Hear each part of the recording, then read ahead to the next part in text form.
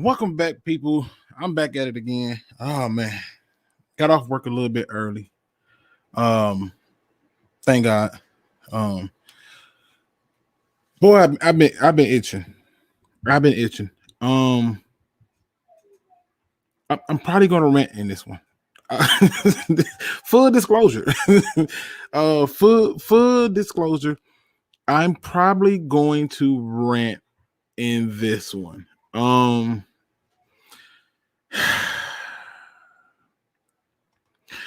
I'm gonna save it though. I'm gonna save it.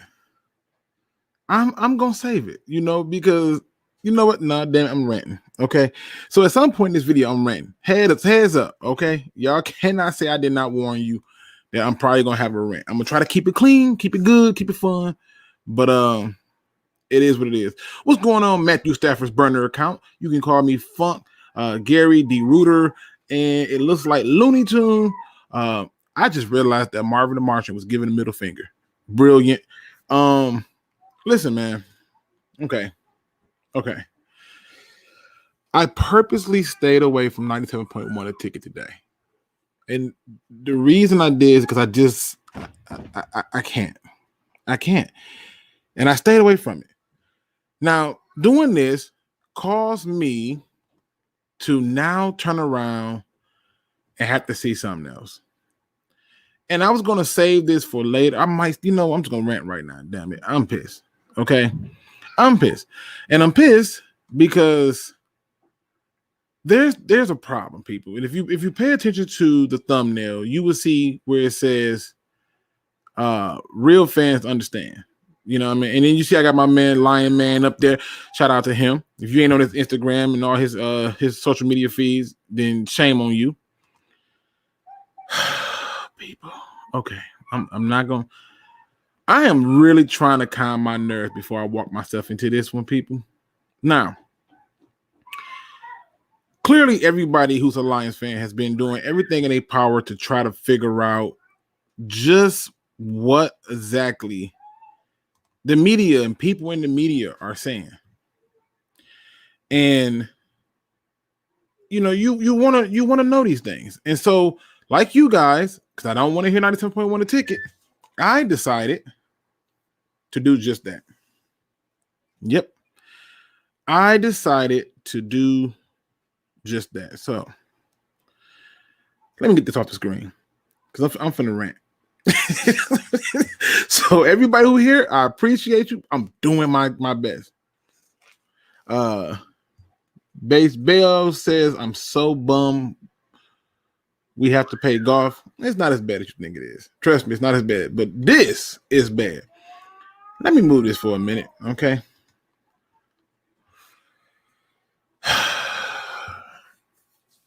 Okay. So I'm chilling. I don't care what the source is.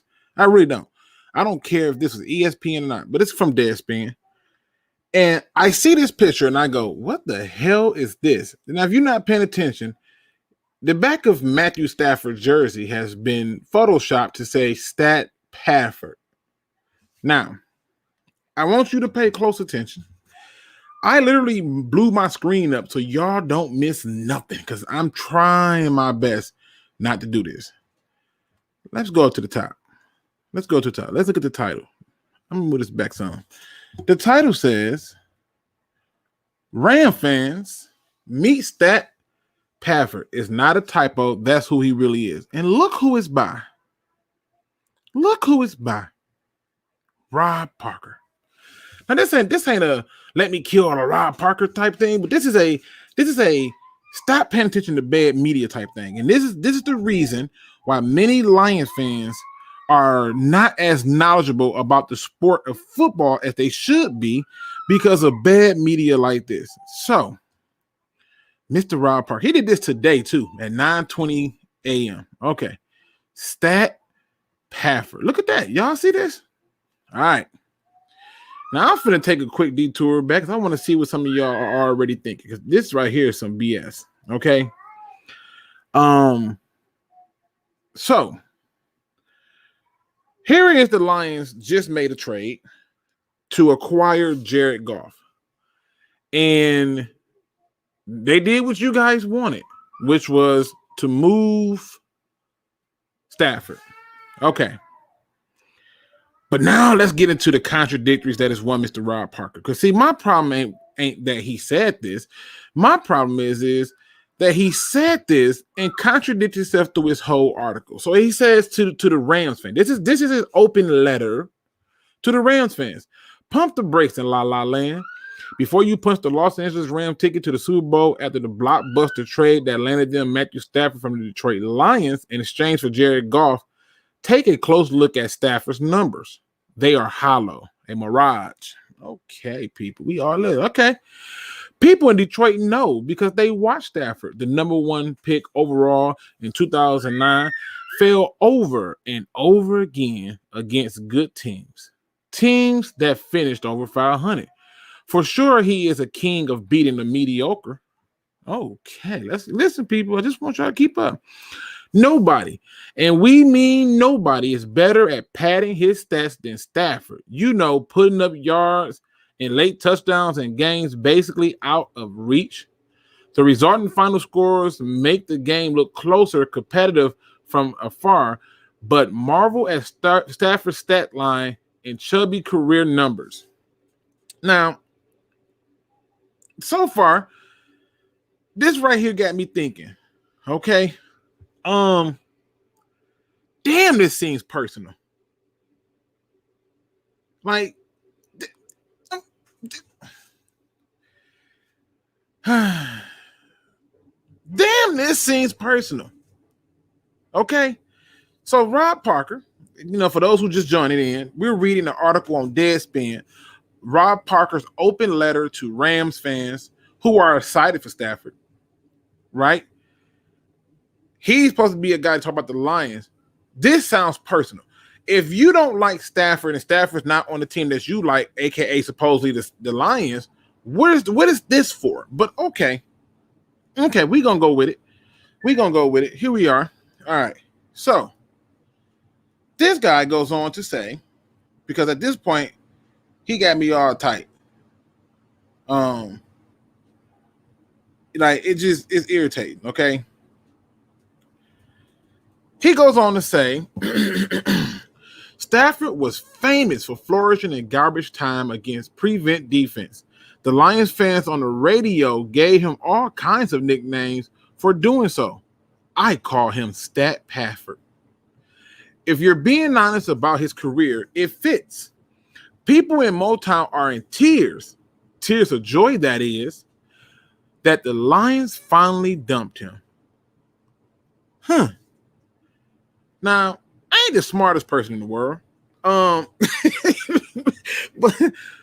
But I'm pretty sure that more fans are upset at the fact that not only did we get rid of Stafford, we replaced him with freaking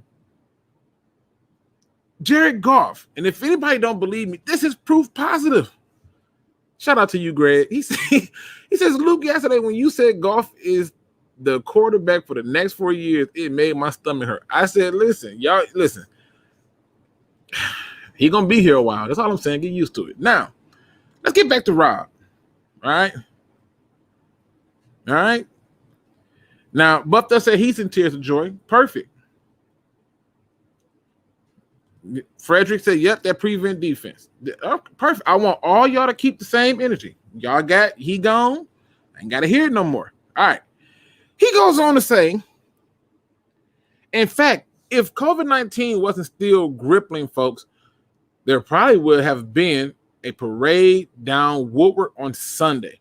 And the people of the left coast and around NFL America just haven't watched close enough to know what the Rams are in for.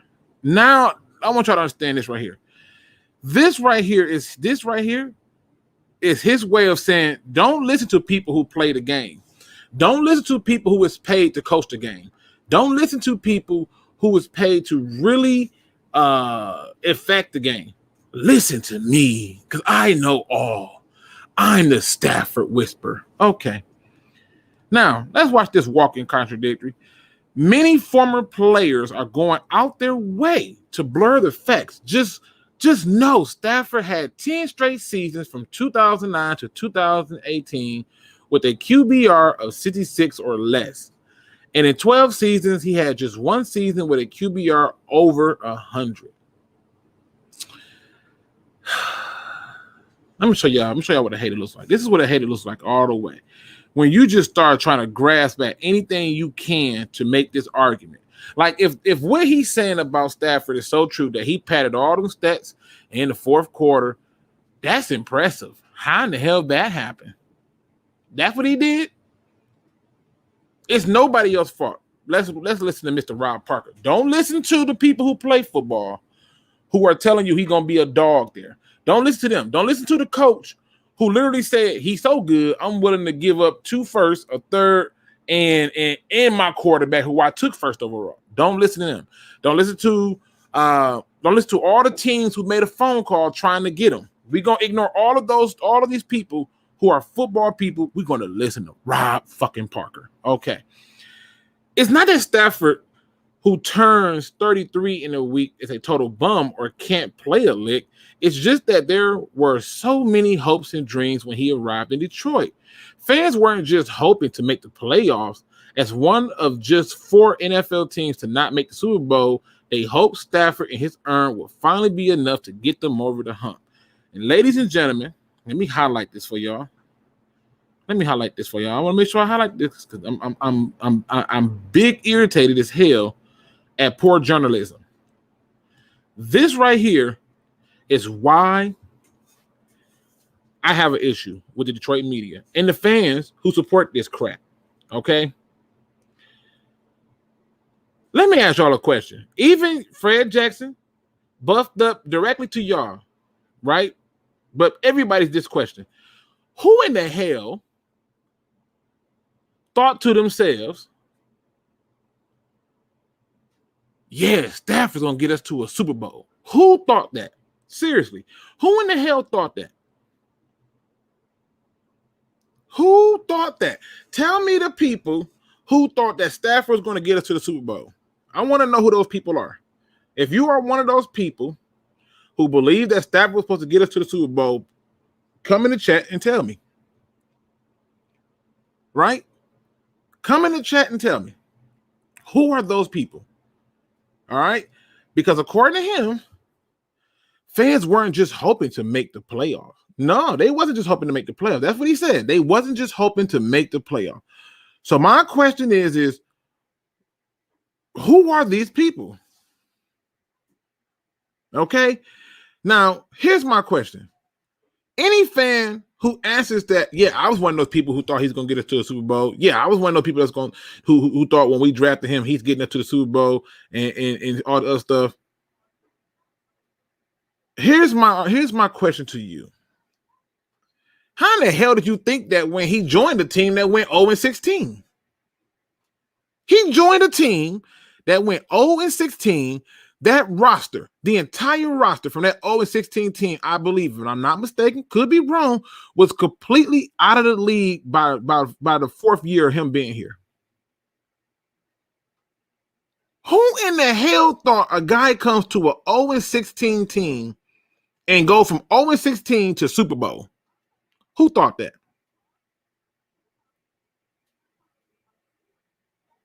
I don't understand that. When you take somebody number 1, that's the expectations. Really? Really, that's the expectations. So a team goes 0-16, and they were thinking, yep, this dude taking us to the Super Bowl. The team that gave up 517 points on defense, you thought he was going to get that to this. How many years do you think it should have took them to clear that stink? Seriously, how many years? Let's listen to Rob Parker. Don't listen to the professionals. Listen to Rob Parker's. None of those dreams came true. First, you just said that we didn't have hopes of going to the playoffs, but we got there. And if you take out Barry Sanders 1 year, the Lions, in that 12-year span before him, went to the playoff 1 time. With him, 3. This ain't about Stafford. This is about bad media not being able to tell a story from both sides. Just want to spin it one way. None of those dreams came true. Worse, those hopes were actually usually dashed quickly when the Lions did make the playoffs just 3 times in Stafford's 12 seasons. And because of Stafford's big arm, the easiest thing would be to blame the Lions ownership and front office for all the failures. Who else are we supposed to blame? What team did we have? What team did we have that was supposed to win a goddamn Super Bowl? In a playoff game where we've seen this happen only one time to date, where a flag is picked up on a blatant call. We're not even going to talk about that. Fuck that. Let's talk about how they had that man throw the ball 43 times with broke fingers on his throwing hand because they can't run the ball. Let's talk about that. If you just joining, this is an article on Deadspin from Rob Parker. His open letter to the fans of the Rams. This is critique of Matthew Stafford. What you're going to find in this whole entire article is he doesn't say anything really about the trade. He just wants to go in on Matthew Stafford. It don't make no sense. You say, Fred, let's talk, Fred. Fred said, you killing me with these excuses. Acting like this, like he played with nobody. Okay.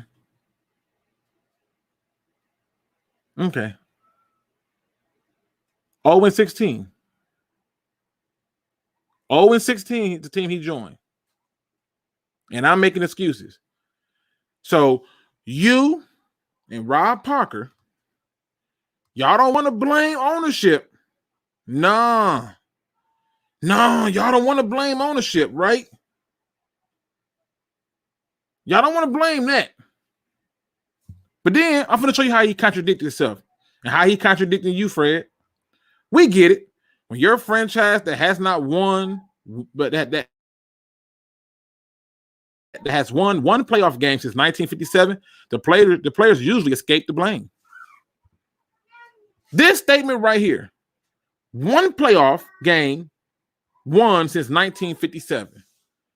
And yet I can't blame the goddamn ownership. I wasn't born in 1957.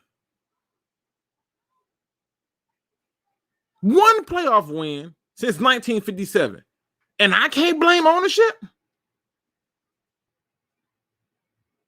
Drafting 157 receivers. And I can't blame ownership? Taking Langston Thomason like he was the next coming of something great. And I can't blame ownership. 16 quarterbacks. 12 years before 2009. 16 quarterbacks who were hot garbage. And I can't blame ownership? Okay. All right, let's keep talking. But let's be honest. Stafford did have a few chances over the years to flip the script, erase the tears and miseries for the Lions fan. But he failed when it counted. He didn't fail because he didn't win the Super Bowl. With Stafford at the helm, the Lions never won their division. They went 0-3 in the playoff as a wild card. And that's not on ownership. That's not on coaching. That's not on them. That's not on nobody. That's not on nobody else.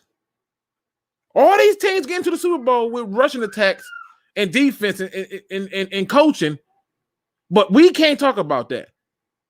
These the same people who pissed we got Jared Goff. That's why I said real fans understand that this is just a bunch of BS. All right, let me keep going. It says most believe a franchise quarterback can come through when the defense isn't its best or the run game is shut down.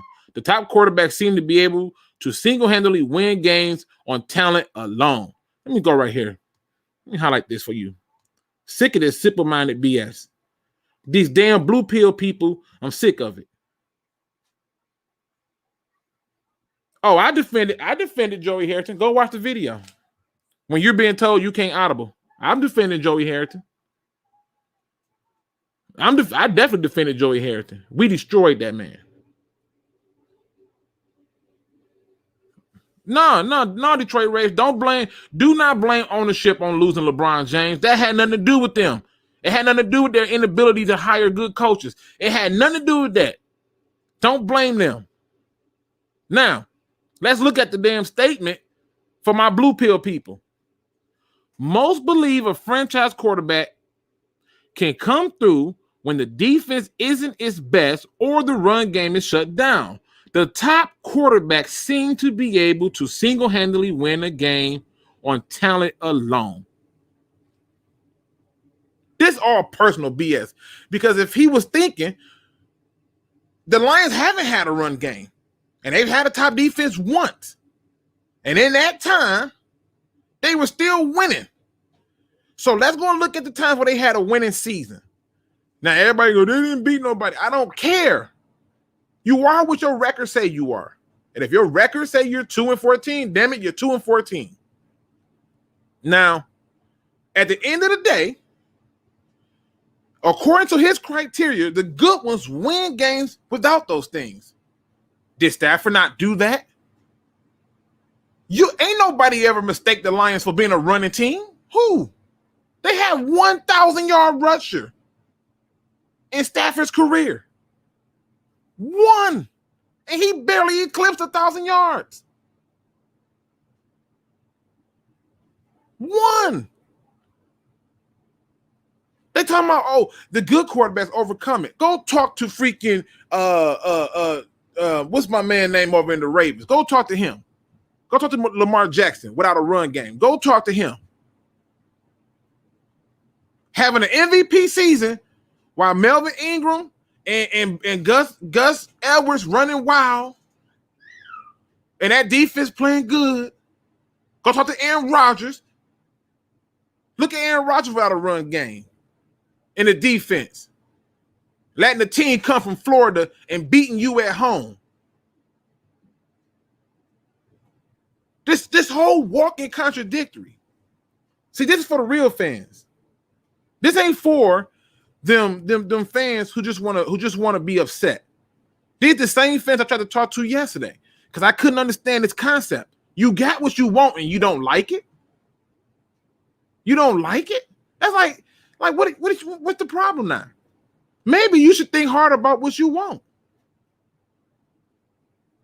Now, if you just joined us, we are reading the Deadspin article from Rob Parker, who is 100% personal. Take the emotion out of it. 100% personal and contradicting itself through the entirety of this entire article. Right? Let's keep going. I want to make sure we don't miss none of his blasphemy. Stafford never showed that. Y'all see that shit? Most believe a franchise quarterback can come through when the defense isn't its best or the run game is shut down. The top quarterbacks seem to be able to single-handedly win a game on talent alone. Stafford never showed that. And stop the false narrative that the Lions never had any players to help him. It's just not true. Stafford played with a wide receiver stud, Calvin Johnson, and a star defensive tackle in Ndamukong Suh. There was a Reggie Bush and Golden Tate there too. Reggie Bush, really? Reggie Bush, really? Really? Yeah, he had Calvin Johnson, Golden Tate, and Nate Burleson. He had the receiving core. You know who else had a good receiving core? Who receiving core was even better than his? Aaron Rodgers. You know how funny it was that they both end up going home? Because they didn't have a run game. When's the last time you looked at a Detroit Lions team and said that, damn, we got an offense and a defense? Usually, it's either the offense is good and the defense sucks, or the defense is good and the offense sucks, or offense and defense suck, but special teams is lit. Never have you ever said in your Lions fandom history that this team had it all together. And to talk about Ndamukong Suh, he want to talk about Ndamukong Suh. Well, it's funny because that was the last time he had a good defense. Why not capitalize on that and give him a run game? But what's even more funny is he says all this like Goff didn't have an Ndamukong Suh and an Aaron Donald and a Michael Brockers. He says all this like everything else is missing. So all it takes is a few sprinkles.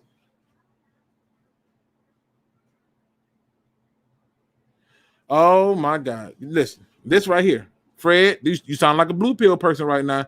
Aaron Rodgers have better receivers. You better stop lying. Fred, why? Why would I lie about this? So when he had Jordy Nelson, Devontae Adams was the fucking slot receiver. Let's get that out the way. Devontae Adams was their slot receiver. Not the number one, not the number two, the slot receiver. With Greg Jennings, that wasn't a better receiving core than what we had. I ain't even named the other guys because they don't even matter. But you telling me that crew wasn't better than what Stafford had? Are you serious? So Jordy Nelson was hot garbage when he was playing, right? Oh, listen, don't throw in Randall Cobb. This is just for Fred right now, who says stop lying.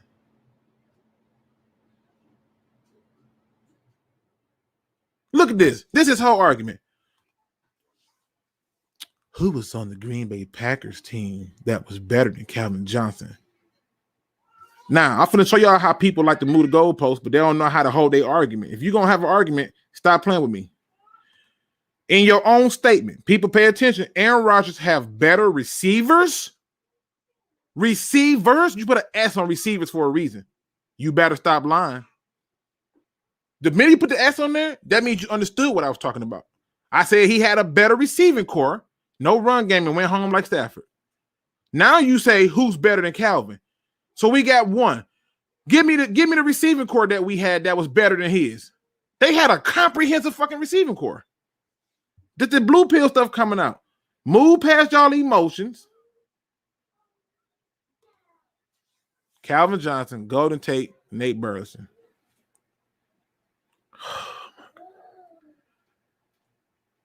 So we had Calvin Johnson, Golden Tate, and Nate Burleson all on the field at the same time for Stafford. All at the field at the same time. Yeah. Stop it. Stop it. Stop it. Stop it. Stop it.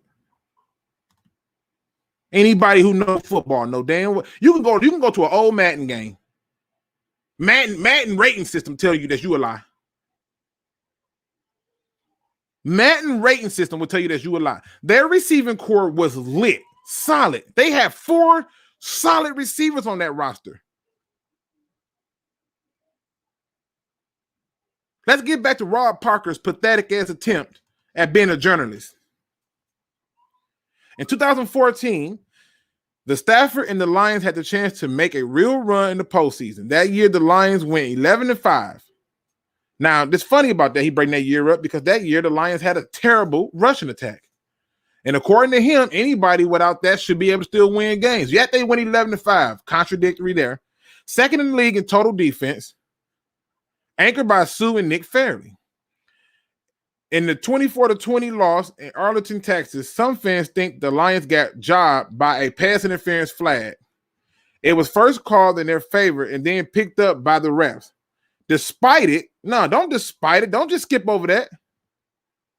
Don't just skip over that because there are moments in games that change. Like to me, I believe had the 49ers, had the lights not went out on the 49ers Raven game, the 49ers win that Super Bowl. Them players went in there and got cold. Got cold, came out cold, and got cooked. Don't just skip over that. Despite it, Stafford did get the ball back with a few minutes and timeouts left. We're not going to put the time out. We ain't going to waste the energy to go and do the research to put the time that was left. Stafford went 4 and out. The game ended when Stafford was sacked and fumbled. He was sacked and fumbled. Got that offensive line was cool. And then his whole little moment of it, he didn't say nothing about the offensive line, but okay. Did we mention that the Lions led the Cowboys 20-7 in this game? Now, let me stop y'all right there. This walking contradictory.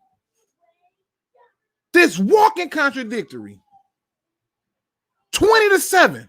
You lose 24-20. How about the goddamn defense hold?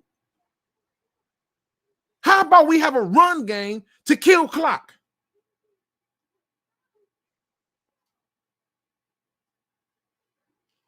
I mean, come on.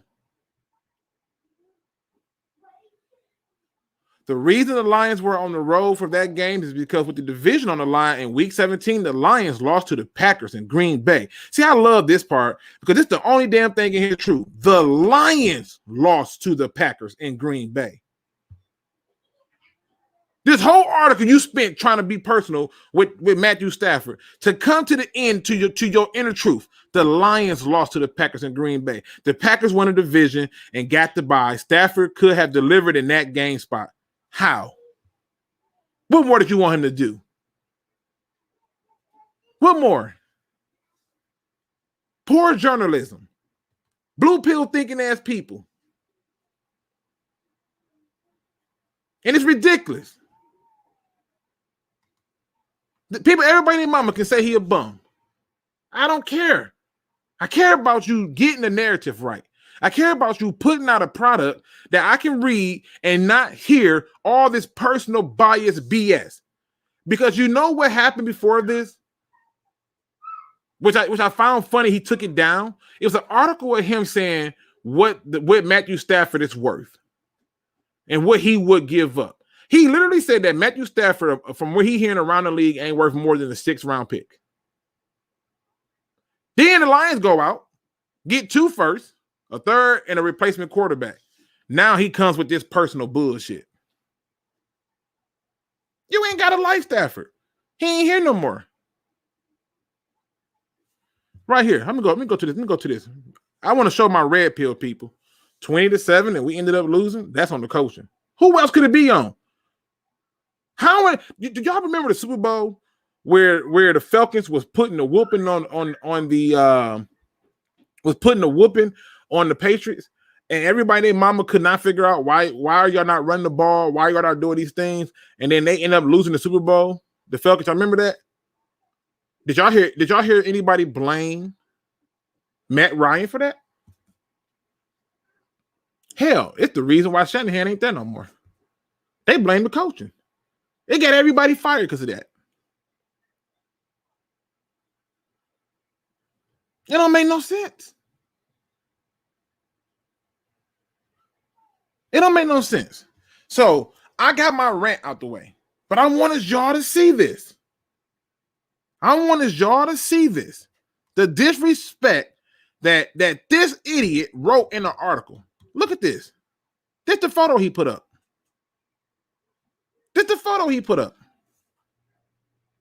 This all personal.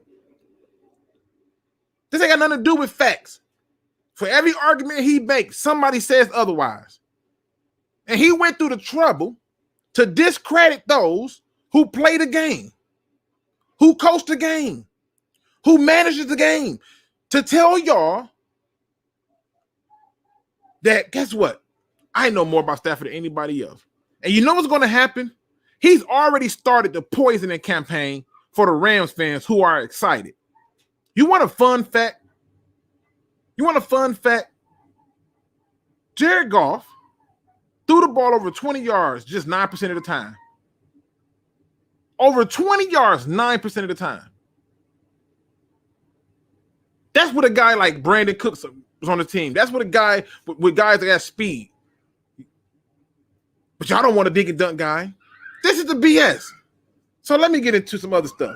Because this right here always seems to find a way to bring me back to these goddamn blue pill people. First off, you Lion haters. That's what I'm calling y'all. Y'all ain't fans. Y'all Lions haters. First off, you've already been discredited.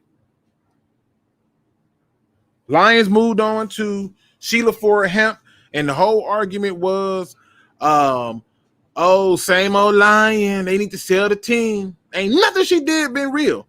And the sad part about it is, I'm sitting up here, and I get somebody to shoot me a video from YouTube of Carson Anderson, and he said the same thing I was thinking. Sheila Ford ain't nothing like her parents. I told y'all it's different when you get to make the calls and when somebody else got to try to take your advisement under consideration. Right? We should be, as a Lion fan base, we should be applauding the Lions. We should. I seen some messages out there that was trying to insinuate some stuff, and I'm like, I don't like it. Okay? So stay with me. Darius Slay made a tweet, and in that tweet, Darius Slay says they trade Stafford, but why they ain't trade Barry? Why they ain't trade Calvin? Right? Nah, I'm like, okay, who the fuck cares? That was the old people. That was mom and pop who couldn't catch up with the times, who thought Twitter was a real bird, who thought Instagram was delivered by the mailman. Let's talk about right now. The Lions did right by a player. The Lions did right by you, the fans. You wanted him gone, he was gone. You said, oh, Sheila Ford would never get rid of him. She did. Then you got mad because we got Jared Goff. Help me make it make sense. Help me help you help yourself. We should be praising the Lions. I did not think that we would get a first-round pick in this year's draft. I was right on that regard. And then I forgot who it was that came into the chat and was like, it don't got to be this year. And I was like, oh, that's a good point. Because I was so hell-bent on everybody believing, because everybody was putting out to me that we can get a first-round pick this year. And I'm like, no. Which brings me to the next article I want to discuss. And the reason I want to discuss this article is because at the end of the day, I want to make sure that we're being fair to the facts. All right?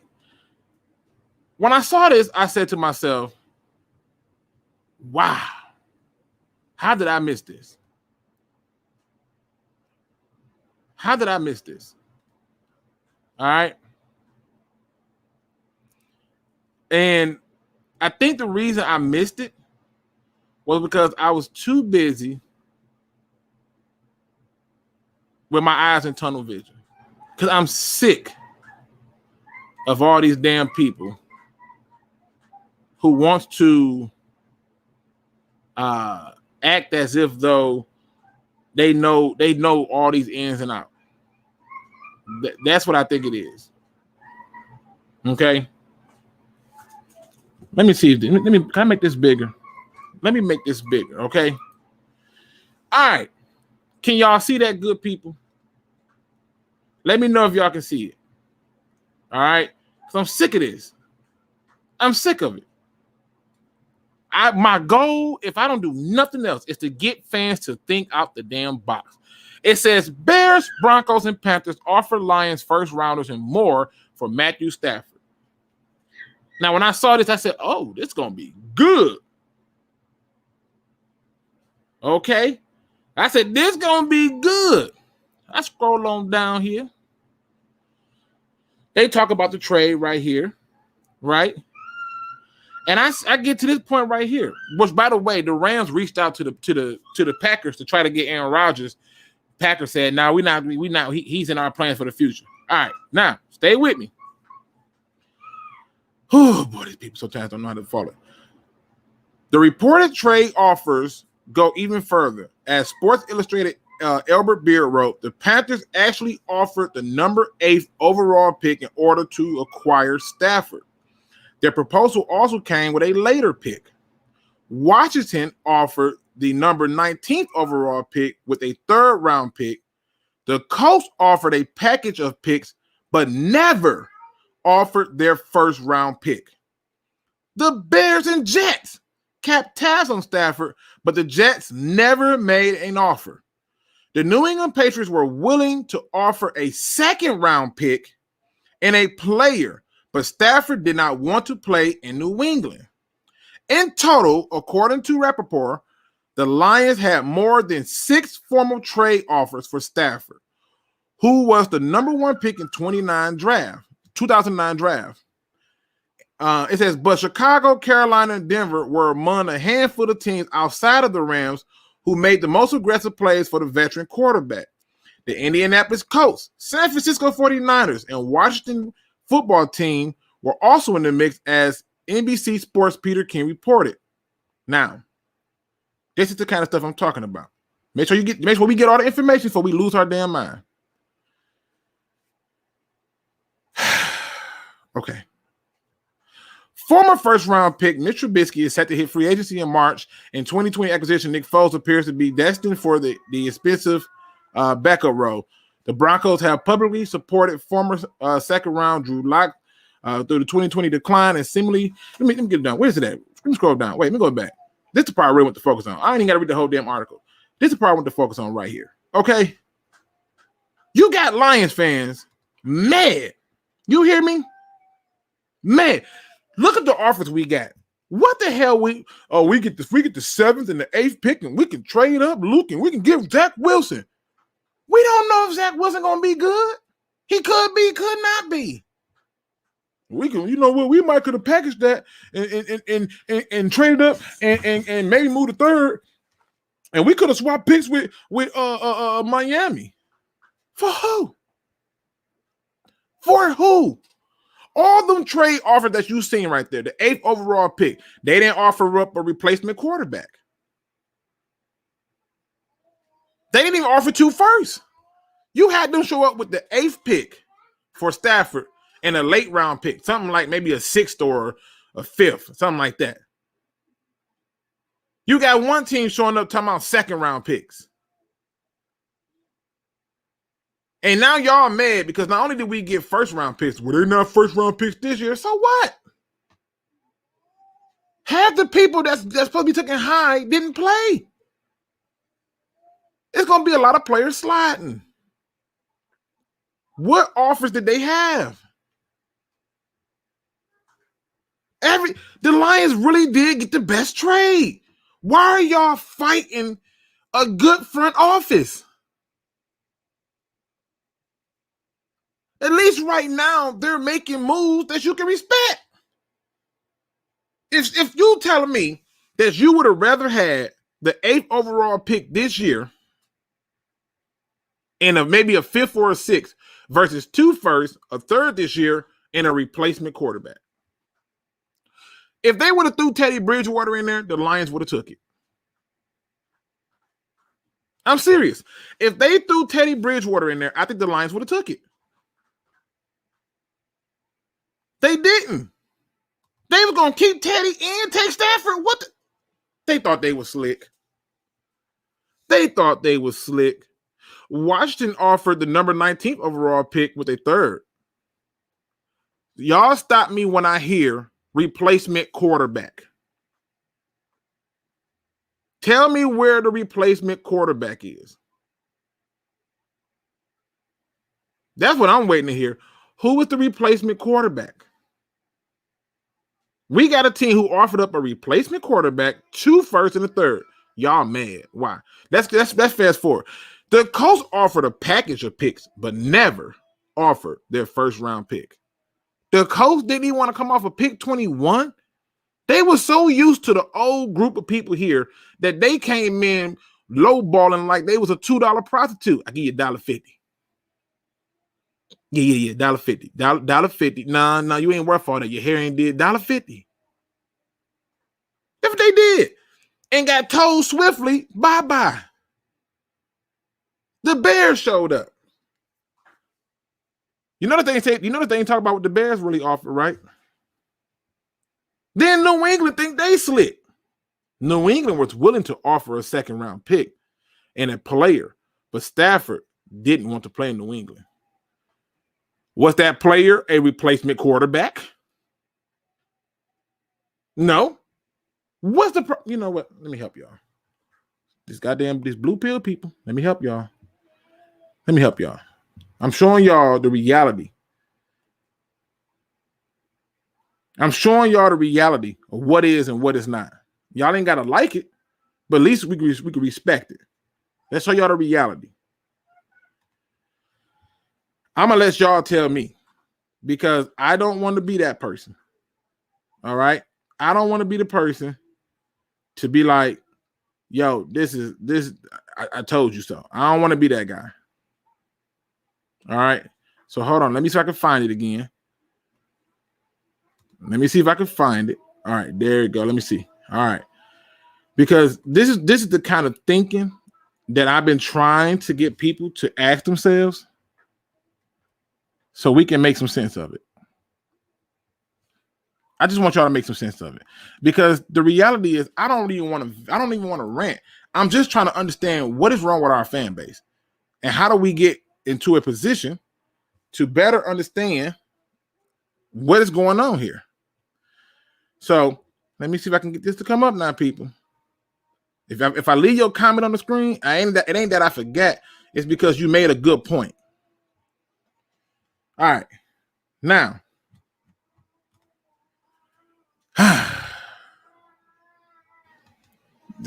listen. Detroit Lions 74-14. You ain't got to tell me. I mean, listen. Let me just help them see. Let me help them see. This to the people who are this is to my red pill people who understand, but this is mostly for you blue pill people so y'all can understand why y'all are failing at every level on trying to prove things. Who would you rather have, Dak Prescott or Jared Goff? Now, before you answer that question, remember that Prescott is a free agent. And that means he's going to have a market. So now you're going to get into a bidding war. And if you don't like Jared Goff's contract, what the hell you think you're going to pay Dak Prescott? But I asked the question anyway. Dak Prescott or Jared Goff? Go ahead. Commence to answering. Come on. Don't be late. Don't be shy. Commence to answering. See, you can call me funk. Understand, it is a loaded question because there's consequence that comes with this. There's consequence that come with this. You're going to end up paying probably more than Dak Prescott, who funk is already proven. It's hurt. So let's keep going.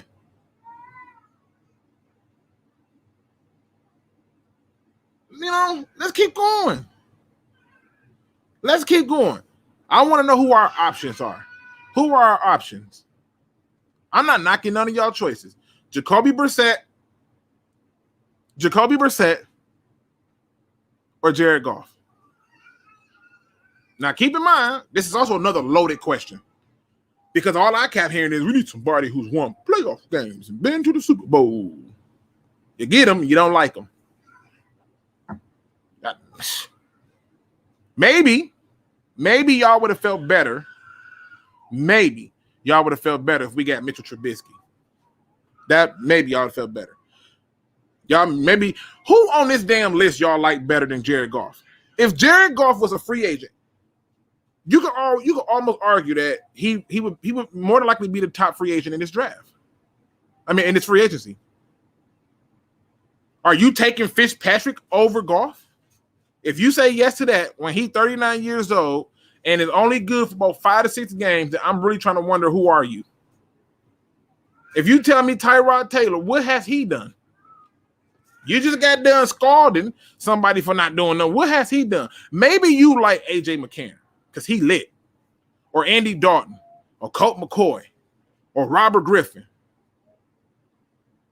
Maybe you like Matt Barkley, Cam Newton. If Cam Newton couldn't win, I'm leaving it alone. Joe Flacco, Ryan Griffin.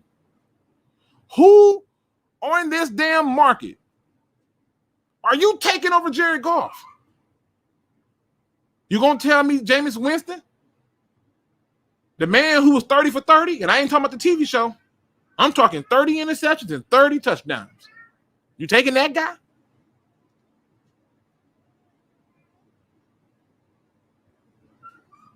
And yes, there were people. There was a lot of people who wanted Jared Goff. But the Rams were also thinking the same thing that I'm thinking. I got a chance to not only trade some picks, yes, but I get a replacement quarterback. A guy that I now know can open up my offense. I can throw deep if I want to. I can throw the ball short if I want to. He can throw in any arm angle. I didn't say that. That's what Aaron Rodgers said. But Rob Parker wants you to believe something different. We got to start praising our front office. They did the right thing. When's the last time we could say that a player was like, hey, I'm tired. I don't want to be here. Get me out of here. And one of our organizations honored their request and said, yep, okay, go ahead. Out of respect for you. Seriously. Which brings me to my next point. You think a move like getting Jared Goff means we still rebuilding?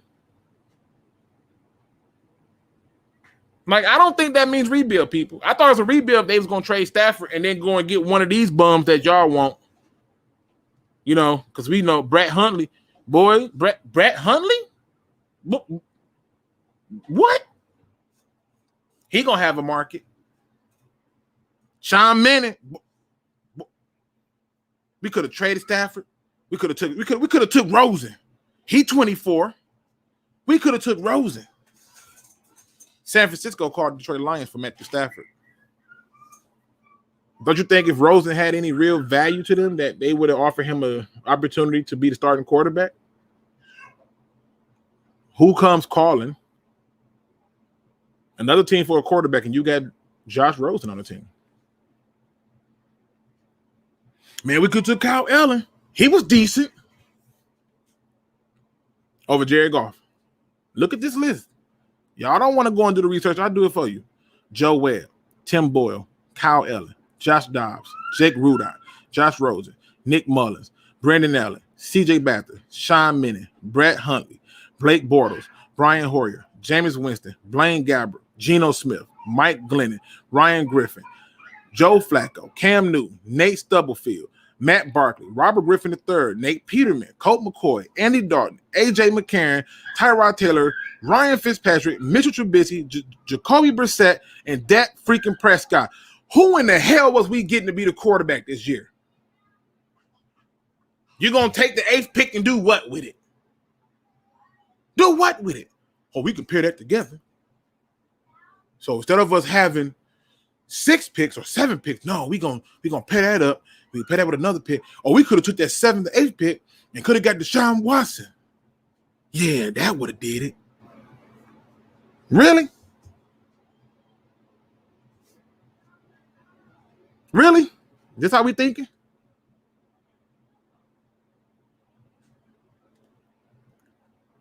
Technical Jeff, Lukegsfieldreview. Remember when people wanted to start Rudolph over Stafford? Yeah, I remember them. I remember them. Oh, give me Blake Bortles. Duval. Yeah, I know. I'm trying. Who in the hell was we taking? You got a chance to get a quarterback that even right now in his career is probably better than all the other quarterbacks in free agency. All of them. Like, I'm not even making it funny.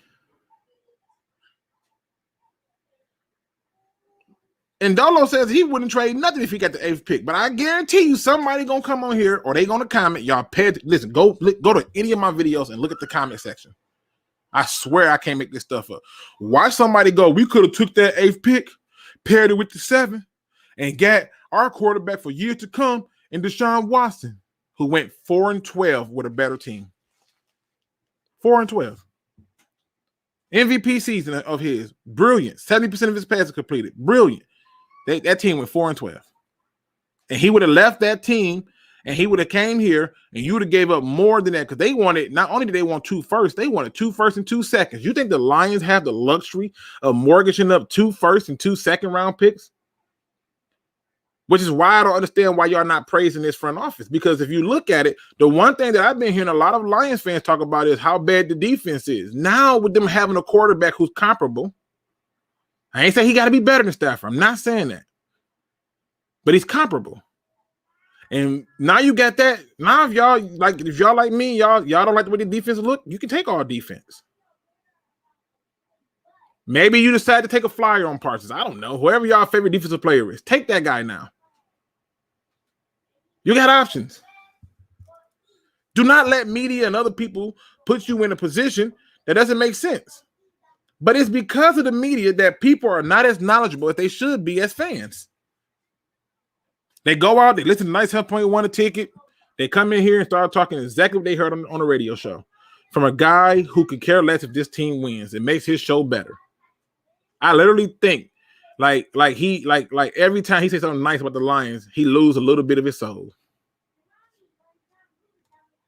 And we, like most people, are fans. I'm a fan.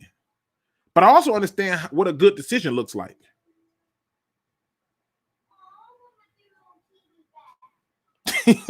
Getting weirder with these. I'm just saying, man. I'm just saying. So Mr. Market says, so who you drafting, Luke? And y'all can pop questions in there and I'll answer them. It's not that big of a deal. Who are you drafting? If it's me, what I personally want is a quarterback. That's what I personally want. But now that I got Goff, I'm just being honest. Now that I got Goff, I would commit to building up the offensive line. Why? Because we're going to be a run-first team. DeAndre Swift should be getting as many carries as Derrick Henry. What I think going to happen, they're going to take a receiver. That's what I think going to happen. I think they're going to take a receiver. But if it was me, I would commit, because I know I don't feel like they're going to still go quarterback. I would be shocked if they did. But if it was me, I would commit to building up the offensive line. Like, hands down. Because think about it. You're literally one offensive lineman away from having a complete offensive line. Your left tackle is Taylor Decker. You like him or love him or not. Your left guard is going to be Jonah Jackson. Your center is Frank Ragnow. Big V, it's a question mark. But if Sewell or I'm drawing a blank on the other guy from USC. If one of them guys drop to you, they can play guard. I would go that route. I would go that route. Luke G, technical Jeff, Detroit could still go get Watson if they wanted to. They have the ammunition to do it, but they won't. They don't have to, and they don't need to, and they shouldn't. They shouldn't. If you look at the teams who are winning, their quarterbacks are not the highest paid. They're just not. That high paid quarterback, it does mess up your team because a lot of your cap is wrapped up in there. But you're right. Not only do they have the ammunition to do it, they can still do it and still be good to go. It's funny, but people mad about the trade. The front office did their thing, but low key, I'm getting a Stafford's Rams jersey. I support Stafford. I hope Stafford wins 3 rings in a row.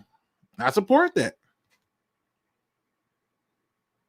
The problem is on the Lions are going to be on the other end of Stafford this season. And no matter what he do, those Lions fans, which they probably should, is going to pray that he sucks that game. And they probably should. I would. Like, hey, you can kill everybody else. Don't kill the Lions. But you know that game, he going to come out with some extra funk. I'm talking about he going to be a part of every celebration, moonwalks, doing the worm, the robot. Like, I'm just pointing it out. But I want you guys to understand that this false media, this terrible, terrible media that's out here spinning stories, that ain't the way. The idea that, we got offered so much more. And now you find out what the offer is. You tell me what deal was better. Pick 8 overall in a late pick, like a 5th. Hell, you know what? To make it more enticing for you, I'll throw a 3rd in there. Even though I say late pick, I'll throw a 3rd in there. The 8th overall pick in the 3rd, or Jared Goff 2 firsts in the 3rd. Which one you like better? Right? Maybe you like to pick 19 in the 3rd. So let's try. Pick 19 this year in the 3rd, or 2 firsts, a 3rd, and Jared Goff. I just want y'all to help me make it make sense. This for my red pill people out there. Let's talk to them.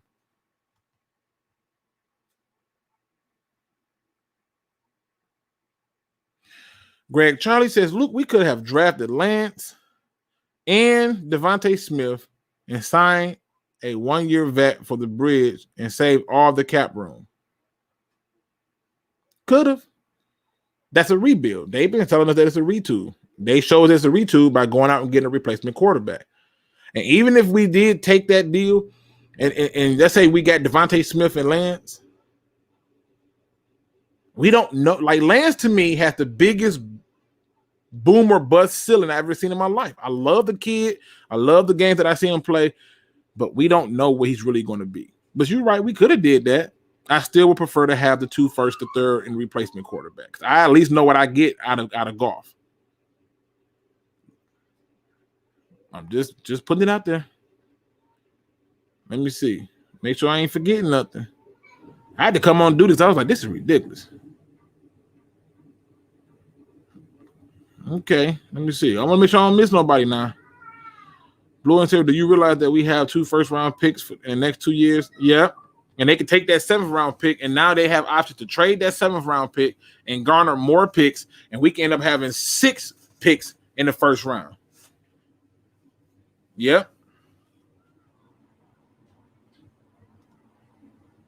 I don't wish you on a no receiver thing, but they gonna do it. I'm just saying, they gonna do it.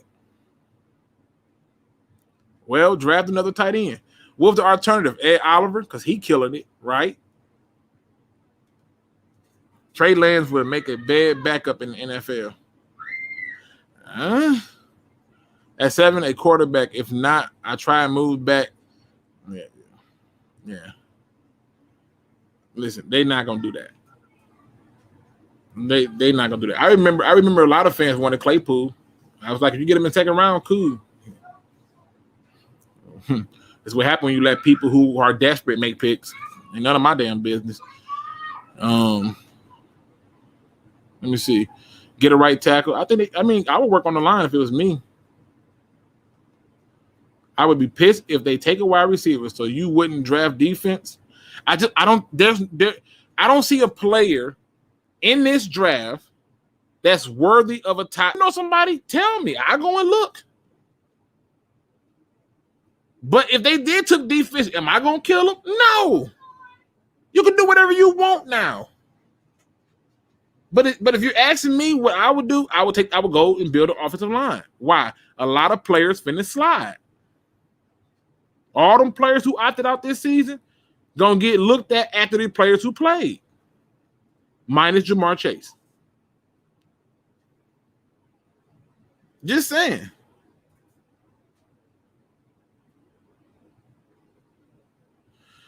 Do you think the Lions will show more intensity next season? Kind of doubt it. Let's see. No, I think they will show more intensity. I do. I believe they're going to be a little bit more amped up. So yeah, I can see that happening.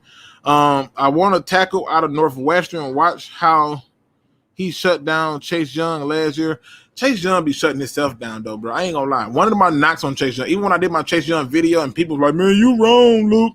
I say, man, he lacks effort. No, he don't, Luke. I'm like, bro, I'm telling you, he don't play hard every down. Yeah, he do, Luke. And go on watch him in Washington. The same stuff happened. He didn't play hard every down, and it's well documented that Ron Rivera went to him and said, I didn't draft you to take plays off. The same, I had a lot of people telling me about Montez Sweat. Go get Montez Sweat. I'm like, bro, that man ain't got no pass rush moves. What you talking about, Luke? Okay. I made a video about Okuda. Okuda ain't worth a top 10 pick. Man, yes, he is. He's a shutdown corner. Every receiver he went against killed him. I don't think he stopped or slowed down one single damn receiver this whole season he covered. He was fighting the injury, Luke. Uh-huh. And I'm Batman. Listen, this for my red pill people. When you come to Luke G's field review, you come to the podcast show, I'm for the red pill people. I'm late. Thoughts on golf? Good job. I mean, he's going to be a game manager. He's going to be Troy Aikman. He's going to be Alex Smith. He's going to be somebody who's not asked to win it, just not lose it. He's going to be Dak Prescott. And that's what I think the Lions should have been doing in the first place, because we should have been a run-first team.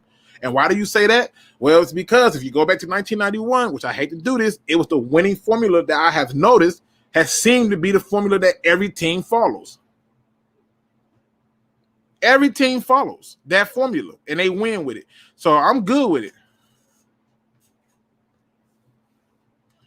Mara says, I wish we can take Najee Harris at 7, but that's way too early. Yeah, that's way too early for a running back. They take a running back at 7, and they going to burn this damn thing down. You hear me? I mean, I want to be able to keep the fans back from that rage. It's not possible. Trade back in the first round. I think that's what they going to do. Devontae Smith at 7 ain't that bad, Luke. You got a quarterback who's gun shy, who doesn't throw the ball over 20 yards. So how are you going to really utilize him? When he smokes somebody, he ain't getting the ball. Just saying. Wide receiver, because we do need speed to get separation, in my opinion. I understand that. I prefer Jamar Chase, but, I get it.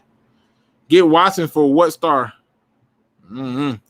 We ain't listen, we got options now. It's a whole different ball game now. Christian Darshaw from Northwestern's the second best lineman. I'm gonna check him out, Steve-O. Steve-O surprised. I ain't gonna lie. Steve-O, I need to get you on this show. You have over the years, you have given me some suggestions of players, and they have been lit. I think I made like one person I probably was like, yeah, that's questionable. Steve-O, y'all better start listening to Steve-O. Steve-O he be seeing if Steve-O he might be a real damn scout, but Steve-O got an eye for talent. Realistically, how much cap money we going to get to sign people? So let's see. The Rams are going to pay the bonus. Goff will come in at about $27 million. We were going to pay Stafford about $34. So you kind of get it, well, maybe 24. I don't know. I'm trying to think. I ain't got over the cap up. Damn, let me go and look at what it is. Let me just look at it. Let me go see what the market is for Stafford. Because if Stafford was getting, let me see. I'm going to see what he's getting paid this year. Stafford would have got, scroll down that thing. Come on, computer. Stafford for this year would have made $33 million. Yeah, so he would have made $33 million for this season. So we're going to probably end up paying $27 million. So we save money there. So we end up paying $27 million for Jared Goff contract. So that will move our cap with the free agents coming out. We're looking at about $24 million in salary cap. That's a give or take. Don't hold me to that. It's a hard number. Have you seen Mahomes' contract? Yep. That's why I listen. I'm gonna leave it alone. I think the Bucs winning the game. I'm just gonna put it out there. Not because I'm a fan. I think they're gonna win. They would build up the offensive line in the draft. That is a must. I think that is too. Trade down for more picks. But yet we have a mediocre quarterback who is high paid, and y'all are supporting this BS. Well, we're not supporting it. It's not a support. The thing is look at the alternative, Greg. Look at the alternative. Who would you rather have? Just tell me. Who would you rather have? I'll show you the free agent list again. Okay? I'll show you the free agent list again, and then you can tell me if I'm crazy or not. I'm not making this stuff up. You tell me who would you rather have? Look at this. Dak Prescott. Look, who would you rather have? What alternative was better? Your team has just told you in real time that I'm not trying to lose. I'm trying to win now. And I can win with Jared Goff. You feel confident about any of these other options? If you do, okay. Tell me who. But I don't like what I see. I don't like what I see. Not for 1 year, 2 year. You ain't getting Dak Prescott for no 1 year. Jacoby Brissett ain't taking no 1 year to come to Detroit. He gonna have a market, but he ain't gonna come. He'd rather be a backup than come to Detroit. Ryan Fitzpatrick, you want to go down that road? You get 5-6 games. You want to tell me about Tyrod Taylor? What's the alternative? Just saying. Check out Jalen Darden out of North Texas. He's a slot receiver. Yeah, I did check him out. You told me about him before. I checked him out. I'm gonna say my opinion on him a little bit later. I can tell you this right now. He better work on his route running, because some of the routes that he run, he doesn't like. When you route running, it's all footwork and technique. So one of the reasons Devontae Adams always get open is because he'll start running and you will swear he's committed to a route and he break it off. And I'm not seeing that with that receiver, but I did see him make some catches that I was like, ooh, that was nice. Imagine if the Rams only capped Stafford for 2 years and we cut Goff at the 2 years and then just bring Stafford back and we're ready to compete. Well, it'd be a great movie. I don't think it'll ever happen. I think Stafford is done with the city. I really do. I think he's done with the city. He's done with the process. He's like, I want more for myself. Trayvon Holloway says, why do you think Bucks are going to win? Vegas. Storylines. Vegas and storylines. I have noticed over the last few years that if you can figure out what the storyline is, that's the person who's going to win. So when Kansas City won it, I had already saw the storylines. They was trying to usher in the next young quarterback because they already knew that their greats were falling out. Brady may not be here too much longer. A-Rod is getting older, may not be here too much longer. And Drew Brees definitely may not be here. And so they decided to go on a campaign to promote the younger guys and their glory so they can keep that brand that this is where the best of the best is at, So storylines. What's a better storyline? Patrick Mahomes as a young quarterback wins the Super Bowl a second year in a row, or Tom Brady got his 10th. Tom Brady, who went to his 10th Super Bowl, gets his 8th ring? The GOAT? Watch how they call the game. I mean, you don't think it was odd how they were just letting the Bucks and the Packers play? They weren't really calling nothing. Storylines. They wanted to make sure the Bucks got there. It was Tom Brady. But let it have been Jameis Winston on that team versus the Packers. The Packers would have got every call. The storylines. Tyrod Taylor would have been a good bridge quarterback. He's already proved it for the Chargers. Is that okay? Is that why they went out and got Justin Herbert? Is that why he's going to be a free agent? Is the Chargers not more loaded than the Lions? These just questions I'm trying to figure out.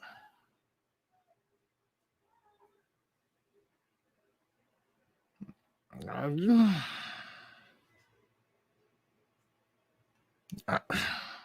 me see. Let's go look at Tyrod Taylor. Let's go take a look at him. I mean, I like Tyrod, but Tyrod ain't nobody. I'm trying to win now. I'm trying to win now. If you're trying to win now, Tyrod Taylor ain't your answer. Well, how is Jared Goff your answer? Because he's more comparable. Let's go look at Tyrod. I want to see what Tyrod about. I do appreciate that you gave me this, though. Luke, how you feel about those corners, Patrick Curtin and out of Alabama? Oh, you beat Surtain. Patrick Surtain, Alabama, and Caleb Farley. They got to learn. They got cornerbacks have a learning curve. And if I'm bringing one of them guys in, then what does that say about what the Lions did with adding Desmond Trufant and then drafting Okuda?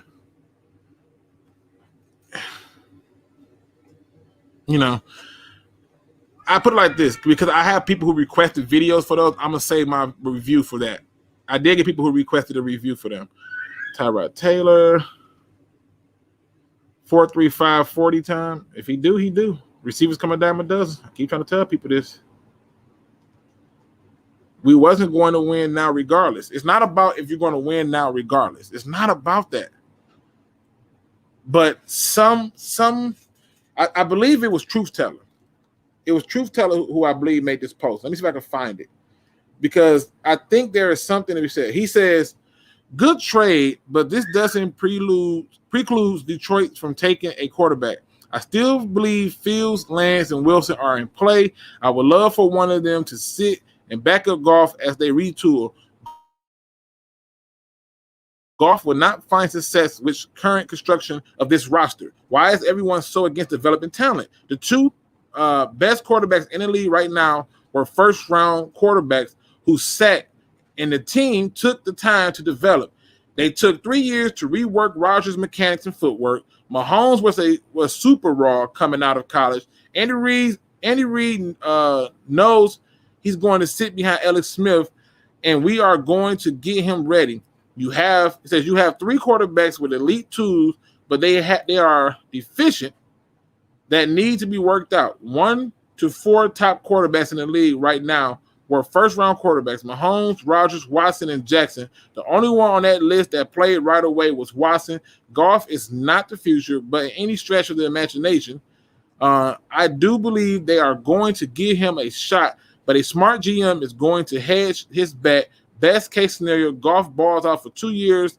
Now you have a valuable trade asset, and you have your young 23-year-old quarterback ready to go. Team is built and ready for him to take over. Plus, this is not particularly a great draft for defense this year. I just don't understand how you could be against that. I'm not. but to show you what I mean, Greg Charles, like, people understand, and I understand. I'm not against it. I would love for them to take a quarterback. Truth Teller wrote it. I don't know where he at right now. He probably dipped out. But Truth Teller wrote it. And he's right. I want a quarterback. I'm not telling you I don't. I think they're going to take a receiver. The problem is, we as a fan got to realize that we asked for way too much stuff, and we got what we wanted. Give him a 3rd year. I was like, y'all don't want that smoke. Let him go right now. Come on, Luke. You can't fire no coach after the 1st year. Cardinals did it. They seem to be just fine. Year 2 go by. He's 9-22-1. Everybody talking about win-loss records, but they don't want to talk about that. 9-22-1. And it just don't make no sense. No, Miss J in the building. What's going on? He said, Luke, read my comment from earlier. Where at? Did I miss it? Which one? You talking about Lawrence Taylor on that crack? Which one Which one you talking about? You talking about that Lawrence Taylor on that crack play with dislocated shoulders and no hands? Yo. What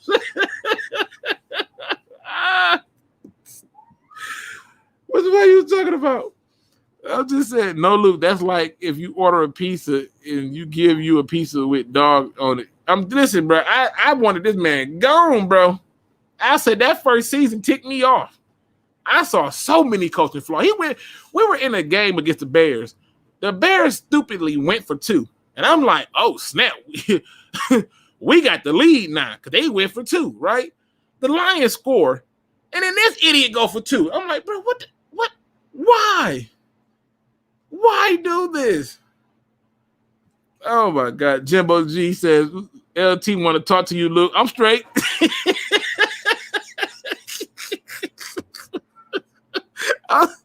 I'm straight. He ain't ready for this truth. I'd be like, listen. You can tell the truth. You was high as hell. Tell the truth. All right. Oh, Nomis. Yeah, Jacob Stevenson. So, yeah.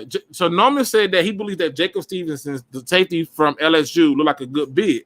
Jacob Stevenson is one of the safeties I like. But you got to understand, I want a safety, Nomis. I really want a safety. Like, seriously.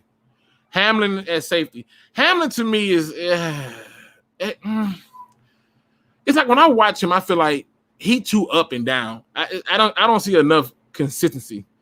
If the Lions are taking a wide receiver at 7, would you take Pitts at 7? Even though they call him a tight end, I think he's a 3rd best receiver in this draft. If Pitts run a 4-3 anything, I think he will be considered the pick, because now you can mix and match him in and out at tight end and receiver. And they did see how they use Claypool, so I wouldn't necessarily be against. Again, y'all gotta understand, the only thing the Lions can do that will piss me off The only thing they can do that would piss me off is use all our draft capital to trade up to take a quarterback. Just sit there and take what you're going to get. Or trade the pick out. James Willis says, I like the kid from Syracuse. Yep, you talking about Andre Cisco. Yeah, I rock with him. 13 interceptions in 3 seasons. Impressive. Richie Grant, impressive. So, but yeah, I want some safety play. So that's it, man. I got to get out of here. I just wanted to kind of, talk with you guys, show y'all Rob Parker's pathetic attempt at trying to be a journalist, ask questions about what's going on, and just get y'all to think outside the box. Just think outside the box. I want to end every show on a positive note. That's what I want to do. I see a few things popping in here late. Hey, Luke, when you look back at the new regime, maybe we should be happy they ran with Patricia for year 3. You know what? That's the only thing. Listen, I had a whole video I was going to do talking about the one good thing that Patricia did was set us up for the future. Because he did. He was so horrible that people felt sorry or something. I don't know. But one of the things he did do is he hindered us from getting people that most fans wanted. Like most fans wanted Robert Saleh. Most fans wanted Eric Bieniemy. And if we had got rid of him sooner, we probably would have. So I'm just saying, just putting it out there. But man, listen, no problem, Jeff. I want to end this on a good note. I literally was sitting up here trying to think, and I said it's Black History Month, so I'm going to try to do all my positive quotes from African American figures, and today is going to be one of the unlikely people, somebody who I think gets talked about, but not as much as he should. But he's somebody that I've caught a number of his quotes, and that is one Mr. James Avery. Now, if you're not sure who James Avery is Uncle Phil from the Fresh Prince of Bel-Air. And so I decided to kick it off with him because he did a lot in that little bitty time that he was on that show. It's beautiful to see it. But this is what he says. He says, well, the point is to be a good friend, you have to risk losing a good friend. I'm going to say it again. Well, the point is to be a good friend, you have to risk losing a good friend.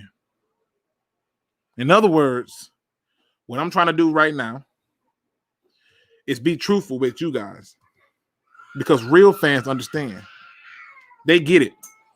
And then sometimes, in order for you to be the good friend, you're going to have to tell your friend what he needs to hear or she needs to hear versus what they want to hear. And no matter how much the truth hurt, how much they decided to tell you that you hating, tell them that it's all in love. Tell them that you wouldn't be a friend, a brother, a sister, a cousin, or whatever y'all want to call each other. Tell them you would not be that if you allowed them to look foolish and you stood by. Because to be a good friend is to know that even in doing so means that you have to risk that friendship. And sometimes, people, that friendship being risked is worth the reward. That being said, ladies and gentlemen, please make sure you hit that like and subscribe button. I'm trying to do these podcast shows as much as often. As long as you guys rock with me, I'm going to try to put them up. I do got videos coming. I had to scrap all my quarterback videos because I don't think we're getting a quarterback. I just don't think we're doing it. Sorry. I got a few videos I got to drop out. Jimbo, your video's coming up soon. And then I'm going to do I forgot about that too. RIP to Screech. Screech from Saved by the Bell did pass away from cancer. So again, take care of yourself. But yeah, I got a lot of videos I got to drop. And so, like I said, I thank y'all for coming in with me. I hope y'all enjoyed the show. And as always, don't be no chump. Please do your research. We are out.